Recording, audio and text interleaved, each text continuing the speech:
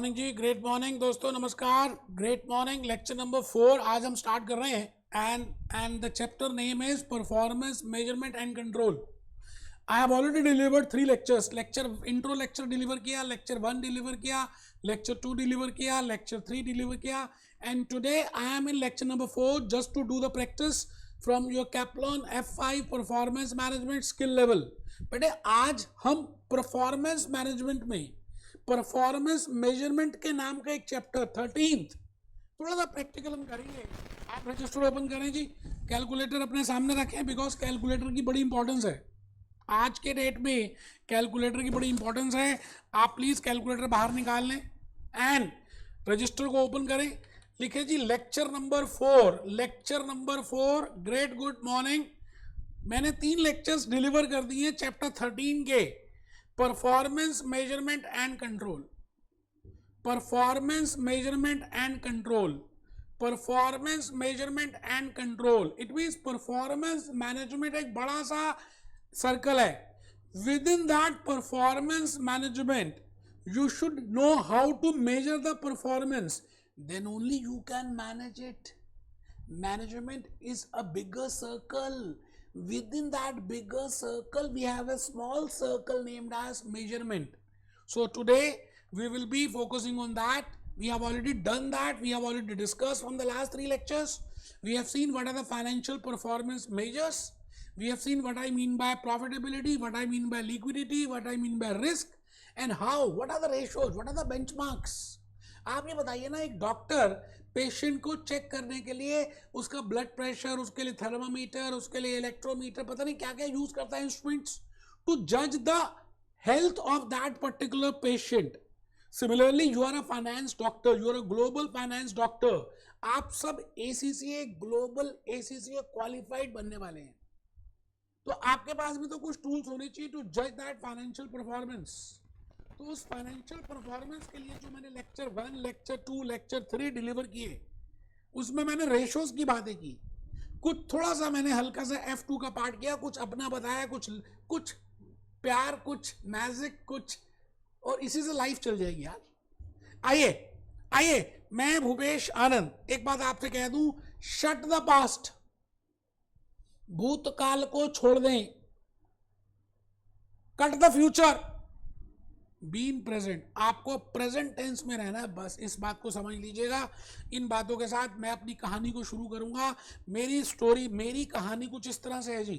I have delivered intro lecture, फिर मैंने lecture 1 performance measures के मेजरमेंट की आपको इंट्रोडक्शन दी, performance management and control chapter number 13th. Then I started with lecture number 2, then I started with lecture number 3, then I am going to start with lecture number 4. What are the factors, what are the factors which can affect the measurement of a performance, वो भी हमने देखा। What are the tools with the help of that we can have the performance, वो भी देखा। अभी तक we have only discussed the financial tools, the financial performers।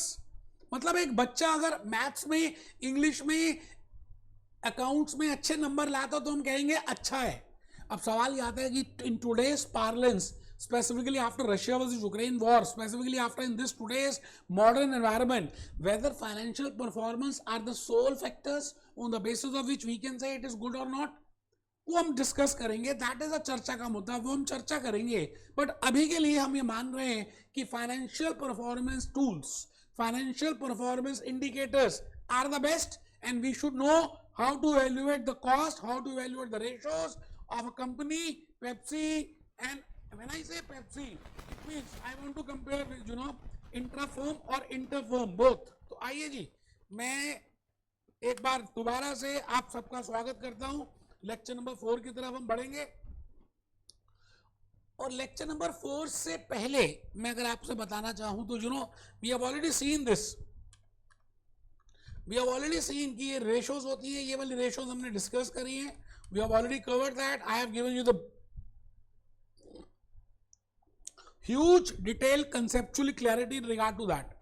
When I say financial performance, अगर मैं फाइनेंशियल परफॉर्मेंस की बात करूं, है ना, फाइनेंशियल परफॉर्मेंस की बात करूं तो फाइनेंशियल परफॉर्मेंस किसकी, उस बिजनेस एंटिटी की जिसका I want to find out the measure. तो उसकी परफॉर्मेंस के लिए I will be using some tools, and those tools are named as ratio analysis, financial performance and ratio. A key aspect of this, many ratios use figures at particular, because sometimes we calculate in proportions. हम जैसे current ratio proportions में निकालते हैं, profitability ratios हम percentages में निकालते हैं, turnover ratios we calculate in times. तो we have different types of ratios. जैसे आप एक थाली लेते हैं तो उस थाली में मीठा भी है, खट्टा भी है, नमकीन भी है, सब कुछ है. That is named as a thali, you know. Similarly, when I say a financial measurement, it has a different types of ratios with different taste. So ratios are little used in isolation. मतलब आप खाली blood pressure check करके ये नहीं कह सकते कि आपको हाई है लो है. ब्लड प्रेशर के साथ साथ आपको ये भी जज करना है कि आपकी ईटिंग हैबिट्स क्या है. आप योगा करते हो या नहीं, स्विमिंग करते हो या नहीं, वॉकिंग करते हो या नहीं, नॉनवेज खाते हो या नहीं, then you can better say that this blood pressure is of due to which reasons. खाली ब्लड प्रेशर चेक करके just by calculating the ratios you can not analyse. तो ratios are to be read with respect to supplement. तो उन सबके साथ पढ़ना होता है. And the three ratios which we have seen in the last 3 lectures, that is, one is profitability, second is liquidity, and third is risk. And for profitability we have seen, हमने देखा कि ग्रॉस प्रॉफिट मार्जिन रेशियो निकालते हैं, हमने देखा net profit operating profit ratio निकालते हैं. ये टर्नओवर है बेटा, इसको सेल्स बोलते हैं. अच्छा, आपको मालूम है आप ट्रेडिंग अकाउंट बनाते थे तो सेल्स यहाँ पे आती थी, प्रोडक्शन कॉस्ट यहाँ पे आती थी, ग्रॉस प्रॉफिट यहाँ पे आता था. इट मीन्स इफ अगर आपको ये दो बातें दी हूं, if this is given to you, this is given to you, then you can calculate sales. ठीक है सर, बिल्कुल बढ़िया. रिटर्न ऑन कैपिटल एम्प्लॉयड, मतलब आपने कितनी पूंजी लगाई, how much amount you have invested in this whole venture, whether it is a borrowed funds, whether it is owners fund, आपकी इक्विटी है, आपका डेट है, आपके अपने पैसे हैं, आपने बारो किए हैं, आपने डेट इशू किया, it hardly matters how much पूंजी, यू नो. और उस पूंजी में आप रिटर्न कितना कमा रहे हैं, हम उसकी बात कर रहे हैं. And that is named as return on capital employed, the most important criteria for evaluating the performance of a entity. Again operating profit means operation से रिलेटेड है. जैसे रवीना, जैसे मैं कहता हूं कैटरीना कैफ का मेन वर्क है hero as a film actress. But Katrina Kaif का ऑलरेडी एक बंगला है लंदन में, तो लंदन में उसने बंगले को बेचा, उससे उसको प्रॉफिट हुआ. That is not Katrina Kaif's operating profit, that is a non operating profit. We are only concerned with operating profit, कि whether Katrina is doing good or not, we want to measure the performance of Katrina, so we will only see the income which she is earning through acting. Getting my point?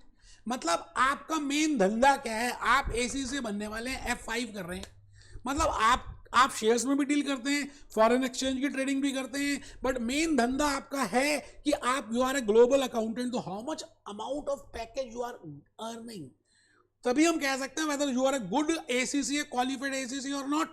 तो operation से relate करेंगे. Apollo tyres का main धंधा tyre बेचने का है, तो tyre बेचने से कितना प्रॉफिट हुआ, दैट इज ऑपरेटिंग प्रॉफिट. और इसकी इंटरप्रिटेशंस मैंने ऑलरेडी बड़ी सारी बात बता दी है. Asset turnover is also I will say a profitability ratio, मतलब आपने इतने एसेट्स लगाए हैं, उसके ऊपर सेल्स कितना कर रहे हैं. That is, higher the asset turnover ratio, better it is, because you are utilizing it to the maximum extent. ठीक है sir. So this is the turnover divided by the capital employed. क्योंकि देखो balance sheet ये होती है ना, ये equity है, ये डेट है, और इसको बोलते हैं कैपिटल एम्प्लॉयड, और इसको बोलते हैं assets. It means assets can be calculated with help of equity plus debt. I think आप समझ रहे जो मैं कहना चाह रहा हूँ. ठीक है सर, और इसको बोलते हैं कैपिटल एम्प्लॉयड. तो आइए जी हम first test your understanding question number 1 करें. As per F5, as per skill level, as per ACCA, and this is profitability ratios. आपको क्वेश्चन को ध्यान से पढ़ना है बस, बिकॉज बेटे क्वेश्चन पढ़ेंगे तभी आप एनालिसिस कमेंट्स कर पाएंगे. रेशियोज कैलकुलेट करना तो 11th क्लास का बच्चा भी कैलकुलेट कर देगा, but you are doing a global degree, F5 ACCA कर रहे हैं, तो you should know what are the reasons behind that. If a ratio is increasing, or if the elements of that ratio, if the components of that ratio is increasing but the ratio is not increasing, what are the reasons for that? So you have to give a comment on that. आइए जी हम इसको देखते हैं. The following figures are extracted from the accounts of a company this. ये देखिए जी 2009 और 2008 की आपको दो फिगर्स दी हुई हैं। इट मींस एक आपको दिया हुआ है प्रीवियस ईयर और एक दिया हुआ है करंट ईयर। प्रीवियस ईयर में आपको टोटल प्रोडक्शन कॉस्ट गिवन है, total production cost is given to you in your previous year. Operating profit is given to you in your previous year. Okay, capital employed, it means equity plus debt is also given to you for previous year and for current year. आपको calculate करना है what are the appropriate ratios and comment on the profitability of this.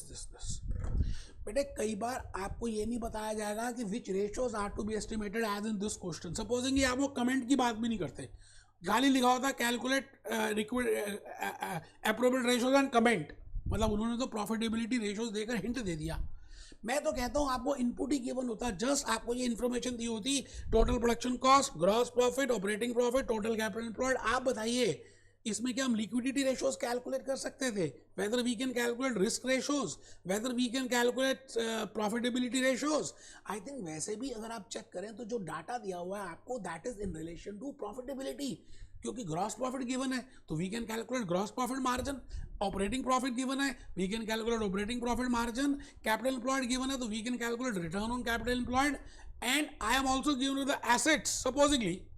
तो अभी देख लेंगे। So my point is आपने घबराना नहीं है, डरना नहीं है, इनपुट देखनी है और इनपुट के बेसिस पे एस्टिमेट करना है। मैंने बड़ी प्यारी प्यारी सी इसके लिए आपके लिए हैंड रिटन स्लाइड्स प्रिपेयर किए हैं बेटे, आप देखोगे तो मुझे अच्छा लगेगा, मेहनत बड़ी की है बेटा। Try test your self understanding question number 1 chapter number 13 lecture number 4 F5 performance management में नोट नंबर 1 लिखा मैंने, यूजिंग एप्रोप्रिएट रेशियोज। क्वेश्चन में लिखा हुआ आपको एप्रोप्रिएट रेशियोज कैलकुलेट करनी है। नोट नंबर 2 है कमेंट ऑन द प्रॉफिटेबिलिटी, मतलब प्रॉफिटेबिलिटी के ऊपर आपको कमेंट करना है। अच्छा, यहां पर अगर नोट नंबर 2 नहीं दिया होता तब भी आपको as per the information you can calculate gross margin ratio, you can calculate return on capital employed, you can calculate operating profit ratio. तो आपको अकॉर्डिंगली भी जो दिया हुआ है वैसे ही कैलकुलेट होता। मैंने आपके लिए दोबारा से लिख दिया कि the ratios which I discuss in lecture 1 2 3 in relation to profitability. तो पहली रेशियो थी ग्रॉस प्रॉफिट मार्जिन रेशियो, बचपन से 11th क्लास से आप करते आ रहे हैं।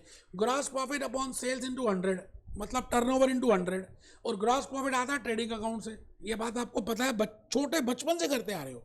ऑपरेटिंग प्रॉफिट मैंने अभी आपको कैटरीना कैफ का एग्जांपल दिया, and with help of Katrina Kaif I told you what I mean bye operating profit. ठीक है sir. Return on capital employed, it means आपने कितनी पूंजी लगाई है ना, पूंजी कितनी लगाई है और उस पूंजी के ऊपर कमाई कितनी हो रही है। It means what is the कमाई ऑन दैट पूंजी, or in English we can say what is the return on that amount of capital employed, and next is asset turnover ratio।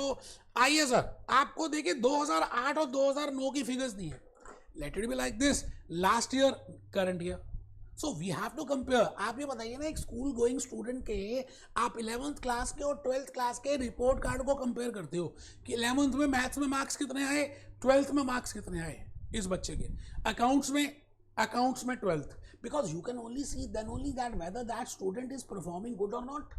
तो सिमिलरली आपको यहाँ पे रेशियोज दी हुई हैं, और पहली रेशियो आपको ग्रॉस प्रॉफिट रेशियो कैलकुलेट करनी है। अब चांस की बात है कि ग्रॉस प्रॉफिट रेशियो के लिए आपका फॉर्मूला होगा ग्रॉस प्रॉफिट अपॉन सेल्स, मतलब ग्रॉस प्रॉफिट अपॉन टर्नओवर। अब टर्नओवर गिवन नहीं है specifically, but it can be calculated. तो मैंने क्या किया, टर्नओवर को कैलकुलेट करने के लिए एक छोटा सा ट्रेडिंग अकाउंट बनाया जो आपने 11th क्लास से बनाना स्टार्ट कर दिया था। Even in F3 we have prepared a trading account, and in trading account you know this is sales, this is production cost, and this is gross profit. Let it be like this, only there are 2 items in the debit side. बड़ी सारी items होती होंगी, अब क्योंकि information given नहीं है तो मैं असम्पशन ले रहा हूँ कि जो गिवन है बस वही है। And this is sales, you getting. तो सेल्स में से आप अगर प्रोडक्शन कॉस्ट लेस कर दें, ग्रॉस प्रॉफिट लेस कर दें, तो प्रोडक्शन कॉस्ट लेस कर दें तो ग्रॉस प्रॉफिट आता है। अगर प्रोडक्शन कॉस्ट में ग्रॉस प्रॉफिट ऐड कर दें तो क्या सेल्स आती है? यस भाई साहब, आप ये बताइए, कान को ऐसे पकड़ें, कान को ऐसे पकड़ लें, कान तो कान ही है, तो मैंने बस यही बात आपको बतानी थी। आइए एक बार देख लें कि मैं कहना क्या चाह रहा हूं and what they want to say you in regard to this ratios. मैं एक बार सीधा सोल्यूशन को ही खोल रहा हूं जिससे कि आपको लॉजिकली पता चल जाए। मैंने आपको थ्योरी की कंसेप्चुअली नॉलेज बता दी है, अब मैं सीधा आ रहा हूं आपके सामने सोल्यूशन में, so that you can get an idea कि भाई what are the points which are to be calculated. बड़ा इजी है बेटे, कुछ मुश्किल है नहीं, है ना। तो first test yourself question number 1 का मैं आज आपके सामने एक क्वेश्चन पढ़ रहा हूं, आंसर देख रहे हैं, सीधा ही हम आंसर में आ रहे हैं। और ये रहा बेटा आंसर, ये रहा। देखो जी, पहली बात आराम से देखो, first they have calculated gross profit ratio. अच्छा, ग्रॉस प्रॉफिट के लिए formula gross profit upon sales. अच्छा, सेल्स गिवन नहीं है, तो मैंने अभी अभी बताया था सेल्स को निकालने के लिए आप ट्रेडिंग अकाउंट बनाइए, production cost, gross profit, sales.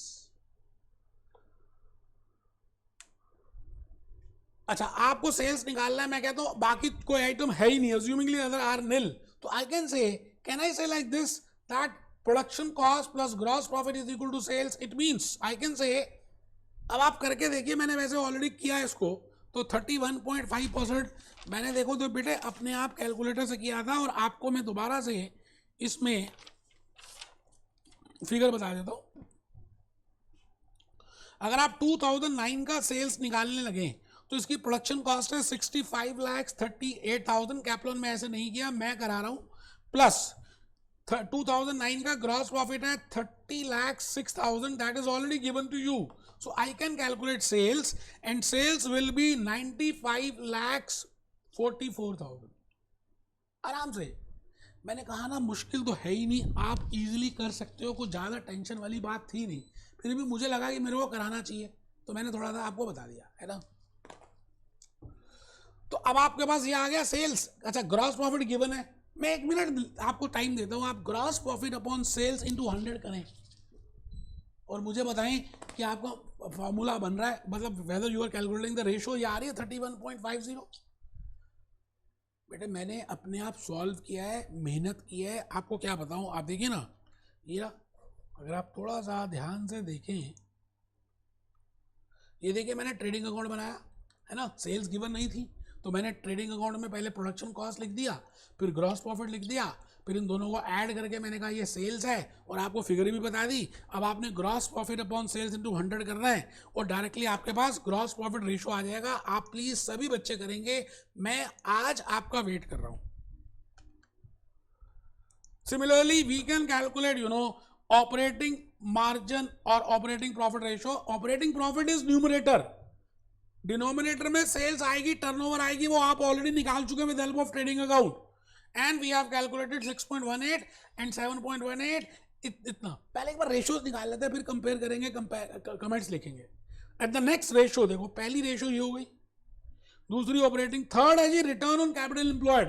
आपने कैपिटल के ऊपर रिटर्न कितना कमाया, that again capital employed is given to you, and return means operating return, operating profit is given to you, so operating profit will be numerator, capital employed will be in denominator, and my formula will be operating profit upon capital employed, that comes to 9.82 and 10.03। and the last we can calculate asset turnover ratio। my dear friends, asset turnover ratio के लिए आपको assets चाहिए, है ना। assets के लिए क्या करना है, देखो ध्यान से देखना बेटा, देखो मैं आपके लिए कलर चेंज कर रहा हूं। एसेट्स के लिए क्या करना है, ये एसेट्स होते हैं बेटा, ये इक्विटी होता है, ये डेट होता है। अच्छा, अगर आप देखें तो लायबिलिटी साइड का टोटल एसेट्स के इक्वल आएगा। अगर मैं कहता हूं लायबिलिटीज में कैपिटल एम्प्लॉयड है, तो capital employed will be equal to total of capital employed will be equal to total of assets, होगा या नहीं। It means capital employed is nothing but total of assets, so I can use with the help of asset turnover ratio।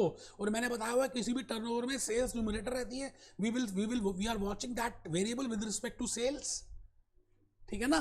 तो sales with respect to assets we can calculate that also, but the point is main यहां पर जो question था ना जी, that is in relation to what are the comments. अगर आप ध्यान से देखें, gross profit ratio last year में थी 33.69 और इस बार है 31.50। अब अगर इसका क्वेश्चन देखें, मैं अब बार बार चेंज नहीं कर रहा, मेरे पास कैप्लॉन हार्ड कॉपी पड़ी है, तो आप अपने सामने हार्ड कॉपी देख लें। सेल्स अगर आप चेक करें, सेल्स या ग्रॉस प्रॉफिट रुपीज में चेक करें तो वैसे ग्रॉस प्रॉफिट एब्सोल्यूट रुपीज में तो इंक्रीज हुआ है। बेटा आपको पता है what I mean by absolute rupees, absolute dollars, absolute pounds, absolute yuan. Gross profit in totality has been increased but the ratio has decreased. क्या लगता है भाई, न्यूमरेटर बढ़ा है। अच्छा न्यूमरेटर बढ़ा तो उसका मतलब अगर अगर अगर डिनोमिनेटर भी बड़ा होगा तो फिर रेशो कम आएगी। आप मैथमेटिक्स है, सिंपल सा डिवीजन है। आप ये बताओ ना, न्यूमरेटर अपॉन डिनोमिनेटर करेंगे तो आप इससे आप सब कुछ कैलकुलेट कर सकते हैं। न्यूमरेटर अपॉन डिनोमिनेटर आप बताइए, आपने किया हुआ है बेटे already. Numerator upon denominator is equal to coefficient. तो बस इसी को सोचना है, इन्होंने मेंशन कर दिया है। ये देखो ग्रॉस प्रॉफिट रेशो की इन्होंने मेंशन किया, ऑपरेटिंग प्रॉफिट रेशो का कमेंट मेंशन किया, एसेट टर्नओवर रेशो का कमेंट मेंशन किया, रिटर्न ऑन कैपिटल एम्प्लॉयड का कमेंट मेंशन किया। आराम से आप एक बार मिनट लगाकर ग्रॉस प्रॉफिट मार्जिन पढ़ो। वो कह रहे हैं ग्रॉस प्रॉफिट डिक्रीज हुआ है जबकि एब्सोल्यूट ग्रॉस प्रॉफिट बढ़ा है। It can be due to कि प्रोडक्शन कॉस्ट बढ़ गई हो, और it can be due to sales भी बढ़ी हो, और अल्टीमेटली आपका प्रॉफिट कम आ गया क्योंकि प्रोडक्शन कॉस्ट बढ़ गई। तो आराम से इस कमेंट को पढ़ना है। मैं कहता हूं जी जल्दी करना ही नहीं है, आपने पहले अपने माइंड के थॉट प्रोसेस में जाना है और आपने ट्रेडिंग अकाउंट बनाना है। And you have to find out the reasons कि भाई अगर ग्रॉस प्रॉफिट बढ़ जाता है तो क्या रीजंस हो सकते हैं ग्रॉस प्रॉफिट अमाउंट के बढ़ने के, but gross profit in dollars in ratio में घटने के। और numerator upon denominator is equal to coefficient होता है, उसके बेसिस पे आप इजीली कैलकुलेट कर सकते हैं। बोलो हाँ या ना। तो बेटे आपको मैंने रेशियोज बताई, these are the financial measures and similarly you can calculate और यू कैन जज on the basis of operating profit ratio. Just have a look on this. Operating profit 7.49 से 6.18 हो गया। क्या ये अच्छी बात है या गंदी बात है? मैं तो कहूँगा गंदी बात है। भाई प्रॉफिट कमाना एक अलग बात है, मतलब आपका अमीर होना एक अलग बात है, बट अमीर आप एसीसीए से हो रहे तो हम कहेंगे you are a good ACCA. Katrina Kaif most important rich है, बट वो रिच फिल्म में एक्टिंग करके हो रही है या वैसे हो रही है? बिकॉज अल्टीमेटली जब आप वो फिल्म में एक्टिंग करके रिसीट्स ले रही है तो we will say she is doing good acting. Operating profit ratio आप देखो कम हो रही है, it can be due to so many reasons कि क्या पता आपकी पॉपुलैरिटी कम हो रही है, इमेज कम हो रही है, क्वालिटी भी डाउन हो रही है, या कॉम्पिटिटर्स बहुत सारे आ चुके हैं। So there can be so many reasons. तो बेटे आपको ना ये रीजन सोचने हैं, मैं तो आइडिया दे रहा हूं आपको। और फिर एक कमेंट पढ़ना है, कमेंट में तो उन्होंने एक ही रीजन दिया, मैं तो आपको 10 रीजन दे रहा हूं that these can be the reasons for increase or decrease in the operating profit ratio or for increase or decrease in the gross profit ratio. And the next is operating profit, and then we have a asset turnover, and last is return on capital employed. And when I say asset turnover ratio, I have already discussed in lecture number 2, 3. Higher the turnover better it is, क्योंकि जितनी ज्यादा turnover होगी उतना ज्यादा आप assets को utilise कर रहे हो। ओवर कैपेसिटी से दे आर बीइंग यूटिलाइज्ड। समझ आ रही है बात? रिटर्न ऑन कैपिटल एम्प्लॉयड मतलब आप 100 रुपए डालते हैं, $100 का इन्वेस्टमेंट करते हैं, $100 की कैपिटल एम्प्लॉयड करते हैं, then how much return you are getting from that, उसको बोलते हैं बेटा रिटर्न ऑन कैपिटल एम्प्लॉयड। मुझे लगता है आप ये आराम से पढ़ेंगे, मुश्किल था ही नहीं, मैंने तो बस ऐसे ही करा दिया कि आपको थोड़ा सा पता चले कि हाँ ये हमें किया हुआ है। मैं आ गया जी test yourself question number 2, and for that firstly I have to see the liquidity ratios, and I have already discussed liquidity ratio 100 number of times. When I say liquidity ratio, first ratio is current ratio, बच्चा जानता है, माँ अपने हर बच्चे को बताती है सबसे पहले कि बेटे करंट रेशो होती है current assets upon current liabilities, those assets which can be converted within 12 months within that operating cycle, that is named as current assets. And those liabilities which can be converted, which are to be paid within 12 months, are named as current liabilities. I think आप logically बात समझ रहे हैं। Quick ratio, बेटे quick ratio में क्या है, inventory less कर देते हैं, आपको पता ही है। Quick ratio means quick assets upon current liabilities, quick assets upon current liabilities. तो क्विक एसेट्स में करंट एसेट्स माइनस इन्वेंटरी, फिर इन्वेंट्री होल्डिंग पीरियड। अच्छा, इसके लिए आप क्या करें, पहले इन्वेंट्री टर्नओवर रेशो भी कैलकुलेट कर सकते हैं। वैसे ऐसे inventory turnover ratio, it is cost of goods sold upon average stock. Once you have calculated inventory turnover ratio, then you can convert into inventory holding period, because inventory turnover ratio को learn करना या समझना logically easy है. Similarly, for debt collection period or receivables collection period, you can firstly calculate debtor turnover ratio, that is credit sales upon average debtors. And then on the basis of that, because वो times में आ जाएगा, मैंने जो logically आपको समझाया था, फिर उसको आप मंथ्स में, डेज में, वीक्स में कन्वर्ट कर सकते हो. That will be this. And similarly you can calculate average payment creditors payment period ratio. So first you calculate average payment payable turnover ratio which will be in times, and then you can convert in months. बेटा ये बता चुका हूँ मैं, खाली आपका एक trust develop करना चाहता था कि ये सब बातें F5 हम कर ही रहे हैं, ऑलरेडी आपको डिस्कस किया है. आइए हम देखें test yourself question number 2, liquidity ratios calculate. अच्छा, लिक्विडिटी का दूसरा नाम है वर्किंग कैपिटल रेशोज, क्योंकि लिक्विडिटी में हम करंट एसेट्स और करंट लायबिलिटीज यूज करते हैं, और वर्किंग कैपिटल का फॉर्मूला भी होता है current assets minus current liabilities. ठीक है सर, बहुत बढ़िया. सेल्स, आपको फर्स्ट फिगर गिवन है sales, gross profit, inventory, trade receivables, trade payable, cash, short term investments and other current liabilities. It means आपको करंट एसेट्स और करंट लायबिलिटीज की जानकारी मुहैया करा दी है. Okay sir. Now you have to estimate in addition to managing profitability and liquidity, it is also important. अच्छा, आपको estimate करना है calculate liquidity and working capital ratios. Sir F3 वाले बच्चों को भी देंगे ना तो वो भी कैलकुलेट कर लेगा, आप तो F5 के हो. करके दिखाओ जल्दी से. पहली रेशो होगी current ratio, current assets upon current liabilities. आप बताओ जी, इसमें करंट एसेट्स कौन कौन से होंगे, जल्दी से बताएंगे बेटा. करंट एसेट्स कौन कौन से होंगे? Inventory is a current asset, receivables is a current asset, cash is a current asset, short term investment is a current asset. जो मैंने पर्पल ग्रीन से मार्क किए हैं, दीज आर करंट एसेट्स. अच्छा, आप ये बताओ इसमें करंट लायबिलिटीज कौन सी होंगी? मैं ब्लू कलर से आ रहा हूँ. Current liabilities, trade payable, trade payable ये करंट लायबिलिटी है, और करंट लायबिलिटी अदर तो गिवन ही नहीं है, गिवन ही है. तो बेटे I can calculate current ratio. Higher the ratio better it is. 2:1 is the norm. We have already seen that. And second is quick ratio. When I say quick ratio, तो current assets में से जब आप current inventory less कर देंगे तो quick assets आ जाएगा. Quick assets upon current liabilities, you can calculate that also. तो ठीक है जी. Third is I can calculate debt collection period, but for that मैं आपको रिकमेंड करूंगा कि आप पहले डेटर टर्नओवर रेशियो निकालें, मतलब रिसीवेबल्स टर्नओवर रेशियो निकालें, मतलब सेल्स अपॉन एवरेज डेटर्स करें, मतलब आप समझ रहे हैं, and then convert into that. I think वो ज़्यादा बेटर वे है. ठीक है जी. तो I think you can do it, ज़्यादा मुश्किल नहीं है जी. नेक्स्ट इज, फिर हमने रिस्क की बातें की थी, है ना. ऑपरेटिंग लिवरेज मैंने बड़ी प्यारी प्यारी बताई, financial leverage, and we have calculated that. और उसके बाद हम ये क्वेश्चन हम देखेंगे. बेटे मैं बस एक ही बात कहूँगा आपको कि आप सभी को थोड़ी सी हिम्मत करनी है. F3 में भी, F2 में भी आपने ये सब कुछ ऑलरेडी डिस्कस किया हुआ है ना. आज का लेक्चर नहीं भी लेता तो चलता, but still I want to take, क्योंकि मैं जब करूंगा तभी आप करोगे. आप बेशरम हो. मैं इतना करूंगा तो आप तो इतना करोगे, मैं इतना करूंगा तो आप इतना करोगे, इसलिए मुझे लगा नहीं मुझे लेना है, यू नो. लास्ट पॉइंट आज के लेक्चर का है, what are the issues surrounding the use of financial performance indicators to monitor performance. मतलब एक स्टूडेंट की खाली मार्क्स को देखकर ही आप ये जज करोगे कि क्या वो अच्छा बच्चा है या गंदा बच्चा है. मतलब अच्छा या गंदे की डेफिनेशन खाली उसके सब्जेक्ट के मार्क्स हैं, ये कुछ और भी है. अभी तक हमने खाली मार्क्स को वेटेज दिया है, but the point is in reality कुछ और भी होता है यार. तो अभी हम ये डिस्कस कर रहे हैं that financial performance is not the sole indicator. It is not the sole indicator. उसकी बेसिस पे आप डायरेक्टली नहीं कर सकते कुछ भी, क्योंकि there are so many reasons for that. तो अभी तो हम नेक्स्ट लेक्चर नंबर 5 में आएंगे और आपको नॉन फाइनेंशियल इंडिकेटर्स बताऊंगा, नॉन फाइनेंशियल परफॉर्मेंस इंडिकेटर्स बताऊंगा.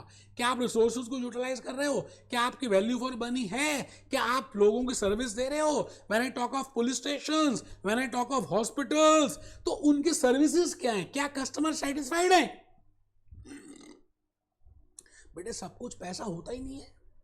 हाँ, जब पैसे से आप इंडिकेट नहीं कर सकते तो फिर कौन से ऐसे फैक्टर्स हैं जिसके बेसिस पे आप इंडिकेट कर सकते हैं, वो हम देखेंगे। तो दीज आर द रीजंस कि भाई आप खाली फाइनेंशियल परफॉर्मेंस से नहीं कर सकते। यार आप एक चीज़ बताओ, करंट एसेट्स को मैंने इंक्रीज कर दिया कुछ एंट्री डालकर, तो करंट रेशो बढ़ जाएगी, अल्टीमेटली तो कुछ नहीं हुआ। सेल्स मैंने जान के इंक्रीज कर दी, फेक बिल इनवॉइस डाल दिए, मैनिपुलेटिव मार्केटिंग, मैनिपुलेटिव अकाउंटिंग कर दी, creative account, I can do so many things, we have seen in the F3 also, or we know that we can have a creative accounting, we can manipulate the results, we can manipulate the figures. So when we can do this, it means I cannot say that these are the sole proof, you know, I have calculated, कई बार blood pressure high हो ही जाता है, इसका मतलब थोड़ी कि आपका blood pressure हमेशा आपका ज़्यादा है तो कोलेस्ट्रॉल ज़्यादा होगा। There can be so many other reasons. So in this last concept which we will be discussing is that financial performance indicators are not the sole proof because of so many reasons. Reason number 1, reason number 2, manipulation of results, reason number 3, do not convey the full procedure. It means ये सारी बातें हैं जो ये कहती हैं कि आप 100% रिलाय फाइनेंशियल परफॉर्मेंस इंडिकेटर्स में नहीं कर सकते। इसीलिए हमने लेक्चर नंबर 5 से स्टार्ट किया है, what are the non financial performance indicators. बेटा इतना इंपॉर्टेंट लेक्चर है कि मैं क्या बताऊं, आपने नोट करना है। मैं I am very much excited for lecture number 5। मिलते हैं बेटे, be happy, B jolly, B cheerful.